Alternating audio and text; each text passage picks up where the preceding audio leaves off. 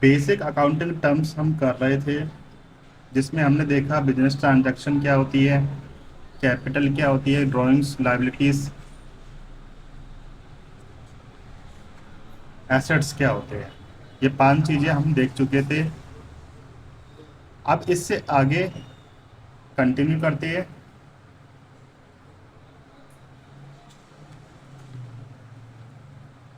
Sixth term है हमारी creditor.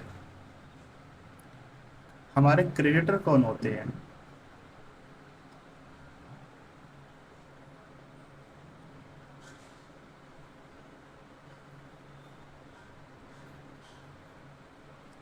It is a person और an entity to whom a business owes. Business जिसको पे करने के लिए लायबल है the money against credit purchase of goods और सर्विस। ठीक है, बिजनेस जिसको पे करने के लिए लायबल है उसको हम क्रेडिटर बोल देते हैं। या तो ये कोई पर्सन भी हो सकता है या कोई एंटिटी भी हो सकती है। फॉर एग्जांपल, कोई business entity to whom a business owes, जिसको बिजनेस पे करने के लिए लायबल है, पेबल है द मनी, पैसा, अगेंस्ट, किसके against? Credit purchase of goods and services. जो हम क्रेडिट पर गुड्स एंड सर्विसेज खरीदते हैं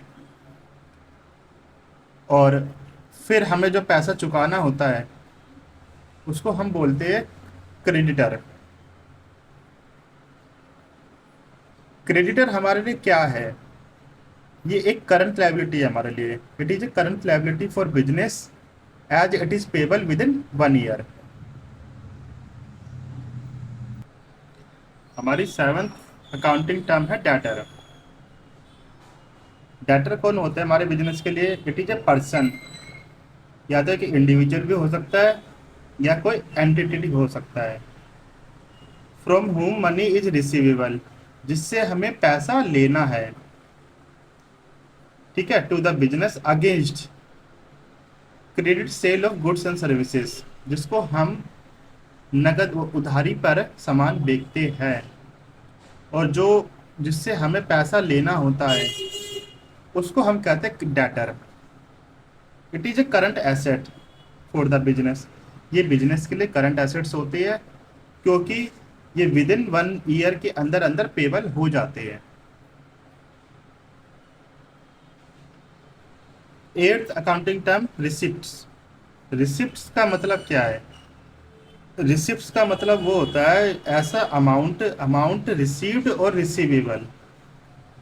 अमाउंट या तो रिसीव्ड हो चुका है या रिसीवेबल है या होना है। किस लिए? फॉर सेलिंग एसेट्स और गुड्स। जब हम एसेट्स या गुड्स को बेचते हैं और उसके बदले में जो अमाउंट अमाउंट हमको रिसीव हो चुका है या रिसीव होना बाकी है उसको हम बोलते हैं receipts. There are 2 types of receipts. 2 प्रकार की हमारी रिसिप्ट्स होती है। First one is revenue receipts and capital receipts. Revenue receipts को हम क्या डेफिनेशन समझते हैं? It is the amount received, ऐसा अमाउंट जो कि रिसीव्ड हो चुका है या रिसीवेबल है यानी कि रिसीव होना बाकी है in the normal course of business. Normal course of business का मतलब ये होता है कि हम जो जिस चीज़ का बिजनेस कर रहे हैं उस चीज़ को बेच के जो पैसा हमें मिल चुका है या मिलना बाकी है, रिसीव्ड हो चुका है या रिसीवेबल है, जिस चीज़ का हम बिजनेस कर रहे हैं उसको हम बोलते हैं normal course of business. For example, sale of goods. ठीक है, एक फर्नीचर डीलर के लिए फर्नीचर इज हिज गुड्स। जो फर्नीचर वाला है तो उसके लिए फर्नीचर ही तो उसके गुड्स है। किसी के लिए फर्नीचर एसेट है पर फर्नीचर वाले के लिए तो फर्नीचर ही उसके गुड्स है। एक मोबाइल डीलर है, उसके लिए मोबाइल ही उसके गुड्स है ना, एसेट्स नहीं है उसके, क्योंकि वो उसका काम ही मोबाइल की सेलिंग परचेजिंग होती है।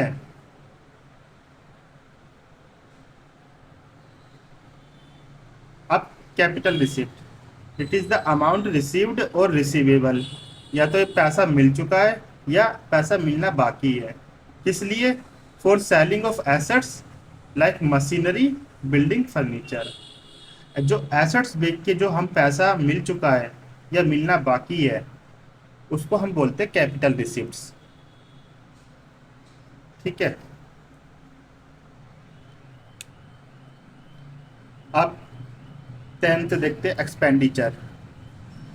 It is the amount spent और liability incurred for acquiring assets, goods और सर्विसेज। इसका ये मतलब होता है, एक्सपेंडिचर एक मोटा माटी खर्चा, खर्चा करना।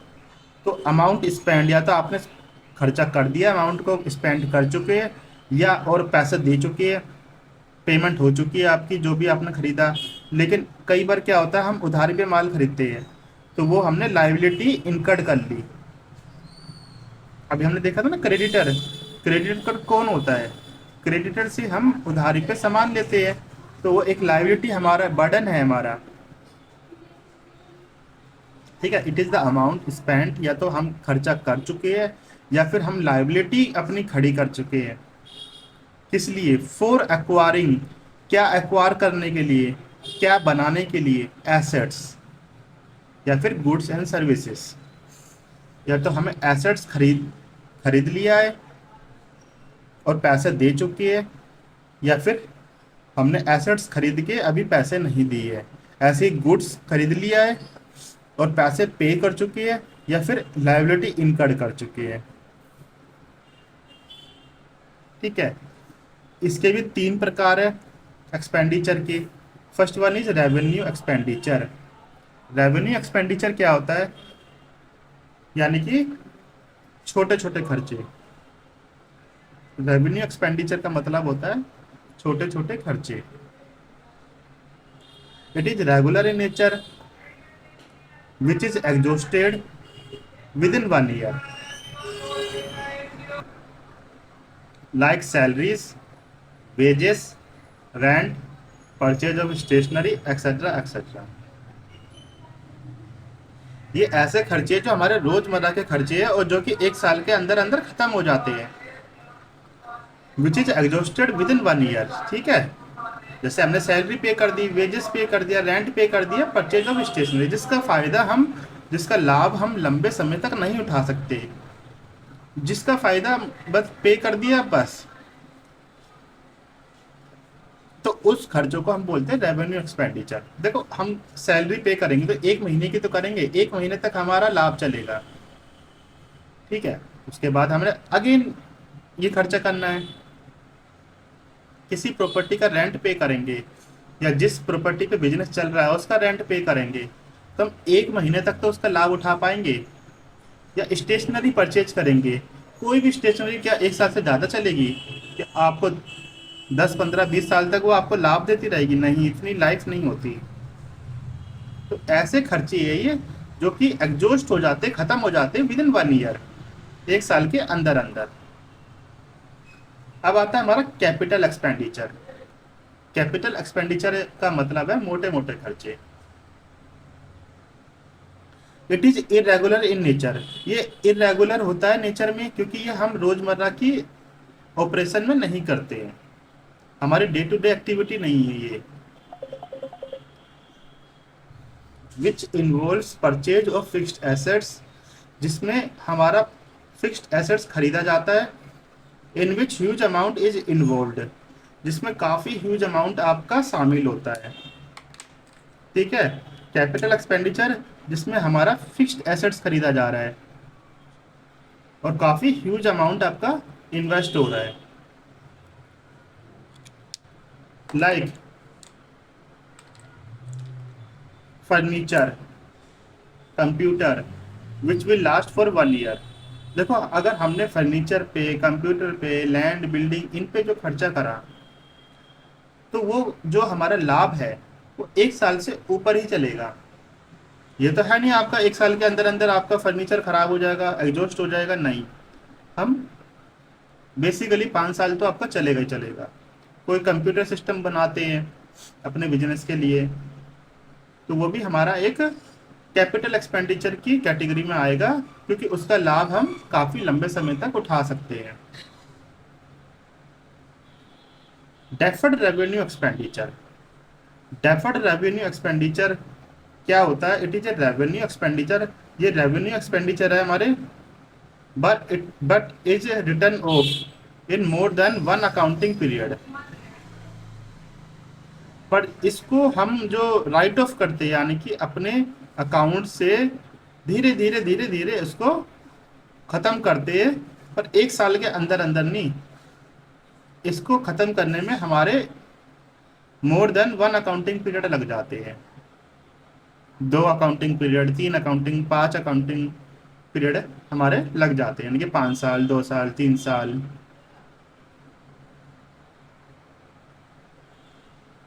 For example advertisement expenses. Advertisement का खर्चा जो हमने करा, ठीक है, सपोज करो 5 लाख रुपए का खर्चा आया, और अभी चल रहा है हमारा 2025। तो क्या हमें 2025 अकाउंटिंग पीरियड में ही अपनी बुक्स ऑफ अकाउंट में दिखा दूं 5 लाख रुपए खर्च कर दिए मैंने, पर लेकिन इसका लाभ तो मैं, एडवर्टीजमेंट का लाभ तो मेरे को कई सालों तक मिलेगा। तो ऐसे खर्चों को हम क्या है, कई अकाउंटिंग पीरियड में बांट देते हैं। जैसे 2026 में भी लिखेंगे उसे, 27 में भी लिखेंगे, 28 में भी लिखेंगे, उसे 29 में भी लिखेंगे। इसी 5 साल, 5 लाख को चाहे तो हम 5 हिस्सों में बांट के 1 लाख, 1 लाख, 1 लाख, 1 लाख का बना सकते हैं। ऐसे खर्चे हमारे होते हैं डेफर्ड रेवेन्यू एक्सपेंडिचर।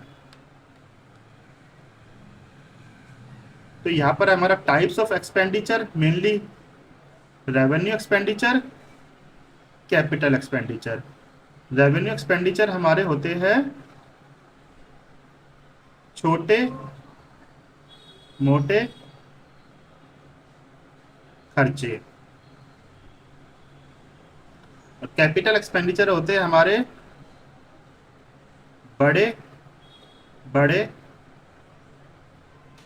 खर्चे, जो हम लैंड, बिल्डिंग, फर्नीचर, एसेट्स खरीदने में लगा देते हैं। और रेवेन्यू एक्सपेंडिचर हमारे जैसे सैलरी पे करना, वेजेस पे करना, रेंट पे करना, इन सब चीज़ों में लग जाता है, छोटे मोटे खर्चे हमारे बिजनेस के। रेवेन्यू एक्सपेंडिचर का जो लाभ है, बेनिफिट है, लेस देन 1 ईयर रहता है, पर कैपिटल एक्सपेंडिचर जो बड़े बड़े खर्चे हम करते हैं उनका लाभ, बेनिफिट मोर देन 1 ईयर चलता है। अब हम अपना आगे देखते हैं, जो कि हमारा 10th हो गया आपका। 11th accounting term, expense. Expense से आप क्या समझते हो? एक्सपेंस मतलब खर्चा करना, पर यहाँ जो हम खर्चा करने की बात कह रहे हैं ना, in terms of revenue expenditure कह रहे हैं। It is also another name of revenue expenditure. यह रेवेन्यू एक्सपेंडिचर की बात हो रही है, यानी कि हमारे छोटे मोटे खर्चे जो होते हैं उसको एक्सपेंस भी बोलते हैं। Which is regular in nature, जो कि उनका नेचर रेगुलर होता है, like payment of salaries, wages, rent, और also in the form of depreciation, bad डेप्ट etcetera. It is cost incurred for generating revenue, यानी कि एक तरह की ये कॉस्ट है रेवेन्यू को बनाने की, ठीक है। डेप्रिसिएशन का मतलब ये है कि जब हमारे एसेट्स की वैल्यू गिरती है समय के साथ और यूसेज के साथ साथ, मान लो हमने कोई एक 50 लाख की मशीन खरीदी, लेकिन 5 साल बाद उसकी वैल्यू सिर्फ 15 लाख ही रह गई, तो वो डेप्रिसिएट हो चुकी है 35 लाख से, उसको हम बोलते हैं डेप्रिसिएशन। बैड डेप्ट, कोई हमारा डेटर पैसा नहीं देता हमारे को वापस, अब उसने पैसे देने से बिल्कुल मना कर दिया, तो उसे हम बैड डेप्ट बोलते हैं। इंसॉल्वेंट हो गया, वो अब नहीं पैसा देगा, वो पैसा हमारा डूब चुका है, तो ये भी हमारे खर्चे ही है। डेप्रिसिएशन और बैड डेप्ट, सिर्फ ये नहीं कि हम सैलरी पे कर रहे हैं, वेजेस पे कर रहे हैं, रेंट पे कर रहे हैं, ये हमारे खर्चे हैं। हमारा डेप्रिसिएशन और बैड डेप्ट भी हमारा ही खर्चा है, एक्सपेंस है हमारे लिए। और ये ऐसी कॉस्ट है हमारे लिए जो कि हमें रेवेन्यू जनरेट करके देती है। अब एक्सपेंस भी दो तरह के होते हैं। प्रिपेयर्ड एक्सपेंसेस, जो कि which is paid in advance, जो खर्चा हम एडवांस में पे कर देते हैं उसको हम प्रिपेयर्ड एक्सपेंसेस बोल देते हैं।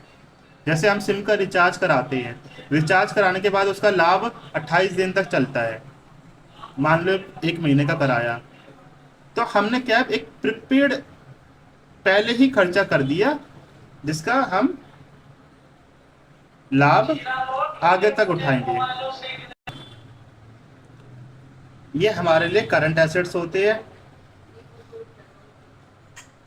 और करंट एसेट्स की खासियत ये है कि उसके benefit with in 1 year exhaust हो जाते हैं। आउटस्टैंडिंग एक्सपेंसेस, आउटस्टैंडिंग एक्सपेंसेस क्या होता है? एक्सपेंसेस तो हमने देखा खर्चा करना, या एक्सपेंसेस की बात आ रही है तो रेवेन्यू एक्सपेंडिचर, इसका ये मतलब है। ठीक है, पर आउटस्टैंडिंग का क्या मतलब है? आउटस्टैंडिंग का मतलब ये है कि हमने खर्चा तो कर लिया लेकिन अभी उसकी पेमेंट नहीं करी है, अभी उसकी पेमेंट नहीं हुई है। It is an expense which is yet to be paid, ये ऐसा खर्चा है जो कि अभी पेड होना बाकी है, और ये हमारे करंट लाइबिलिटी कहलाता है। ये भी with in 1 year, with in 1 year payable होती है, हमें 1 साल के अंदर अंदर से पे कर देना चाहिए, कर देना होता है, क्योंकि करंट लाइबिलिटी है। इनकम, इनकम क्या चीज है? Income is the profit, income is the profit earned during an accounting period. जो हम एक अकाउंटिंग पीरियड के दौरान प्रॉफिट कमाते हैं उसे इनकम बोलते हैं। Income equals to revenue minus expenses. ठीक है, रेवेन्यू माइनस एक्सपेंसेस, यहाँ रेवेन्यू की बात हो रही है तो रेवेन्यू रिसिप्ट्स की बात हो रही है। और रेवेन्यू रिसिप्ट्स हमारी जब बनती है जब हम अपना नॉर्मल कोर्स ऑफ बिजनेस करते हैं, जो हमारा काम है बेचना, वही चीज़ हम बेचते हैं। जो गुड्स और सर्विसेज हमको हमारा हमारा पहचान है कि हम इस चीज़ का बिजनेस कर रहे हैं, और वही चीज़ हम यहाँ पर ये नहीं है कि हमने अपना कोई एसेट बेच के पैसा लिया है तो वो रेवेन्यू के उसमें नहीं आएगा। यह रेवेन्यू का मतलब है रेवेन्यू रिसिप्ट्स। और एक्सपेंस, यह एक्सपेंस का मतलब है रेवेन्यू एक्सपेंडिचर, हमारे छोटे मोटे खर्चे बिजनेस से रिलेटेड जो डे टू डे ऑपरेशन में हमारे होते हैं। जब हम रेवेन्यू में से एक्सपेंस माइनस कर देते हैं तो हमारी इनकम निकल के आती है, और इनकम वो प्रॉफिट है जो कि हम पूरे अकाउंटिंग पीरियड के दौरान कमाते हैं। Profit, profit earned from normal course of business regular activities. Profit, जो प्रॉफिट हम कमाते हैं, जो लाभ हम कमा लेते हैं अपना नॉर्मल कोर्स ऑफ बिजनेस करते हुए, हमारी रेगुलर एक्टिविटीज करते हुए, उसको हम प्रॉफिट बोल देते हैं। प्रॉफिट का भी मतलब वही एग्जांपल है अपना, वही अपना फॉर्मूला, रेवेन्यू माइनस एक्सपेंस, कि रेवेन्यू में से एक्सपेंस माइनस कर दो आपका प्रॉफिट आ जाएगा। यह रेवेन्यू का मतलब है रेवेन्यू रिसिप्ट्स, और एक्सपेंस का मतलब है रेवेन्यू एक्सपेंडिचर।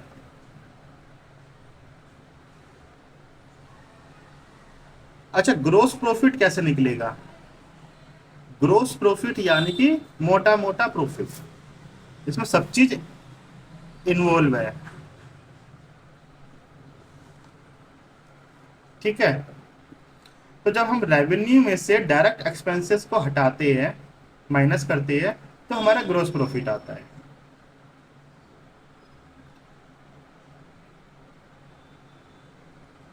ठीक है, और जब हम नेट प्रॉफिट को कैसे निकालेंगे? जब हम रेवेन्यू में से टोटल एक्सपेंसेस को हटाते हैं, टोटल एक्सपेंसेस मतलब डायरेक्ट प्लस इनडायरेक्ट, तब हमारा नेट प्रॉफिट निकल के आता है। प्रॉफिट है, लेकिन प्रॉफिट भी देखो आपके दो प्रकार के होते हैं, ग्रोस प्रॉफिट और नेट प्रॉफिट।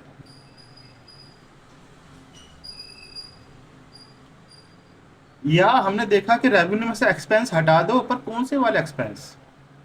जब हम रेवेन्यू में से डायरेक्ट एक्सपेंसेस हटाएंगे, डायरेक्ट एक्सपेंसेस हटाएंगे तो ग्रोस प्रॉफिट आएगा आपका। और जब हम रेवेन्यू में से टोटल एक्सपेंसेस हटाएंगे, that is direct plus indirect, तब हमारा नेट प्रॉफिट निकलता है।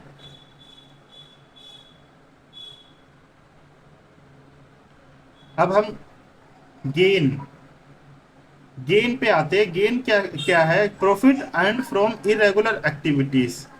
ऐसा प्रॉफिट, ऐसा मुनाफा जो कि हमारे इरेगुलर एक्टिविटीज से होता है। For example, gain on sale of fixed assets. हमने कोई फिक्स्ड एसेट्स बेच दिया, उस पर हमें 4 पैसे बच गए, हमें गेन हो गया,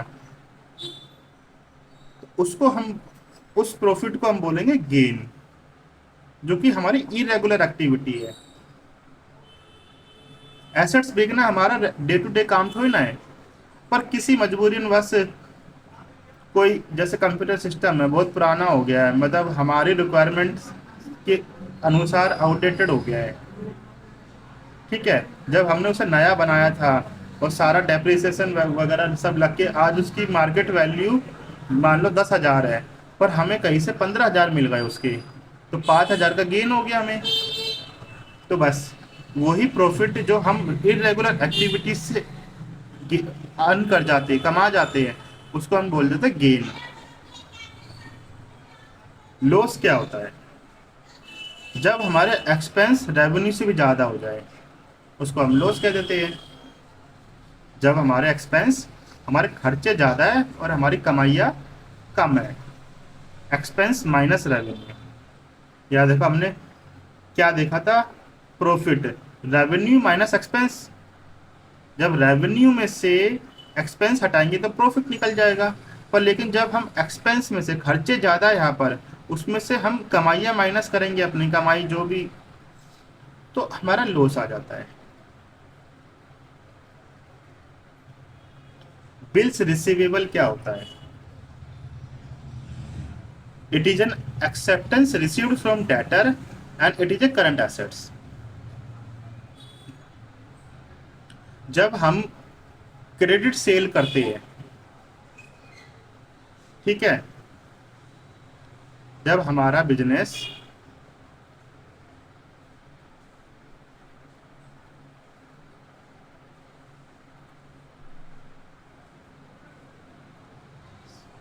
क्रेडिट सेल कर रहा है,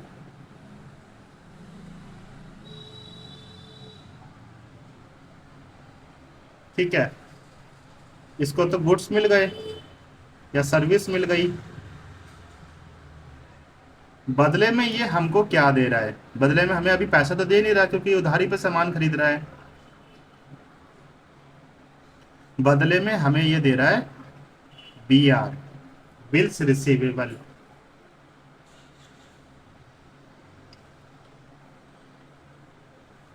एक्सेप्टेंस रिसीव्ड फ्रॉम डेटर, जो कि हमें डेटर से मिलती है और ये हमारे लिए करंट एसेट है।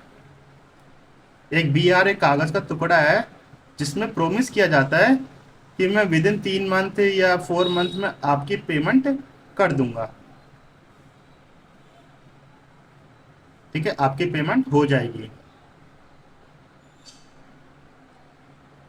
बिल्स पेबल,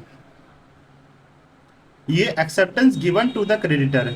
जब हम किसी से क्रेडिट पर सामान खरीदते हैं, क्रेडिट परचेज करते हैं, तो जब हम अपने क्रेडिटर को बिल्स पेबल करते हैं, एक जो कागज का टुकड़ा देते हैं, उसको हम कहेंगे बिल्स पेबल। हमने एक्सेप्टेंस दे दी उसको, और ये हमारे लिए करंट लायबिलिटी होती है, क्योंकि विद इन 1 ईयर हमें पे करनी होती है।